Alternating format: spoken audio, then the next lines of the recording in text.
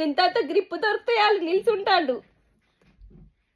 గింతంత grip దొరికితే వాళ్ళు నిల్చుంటుండు.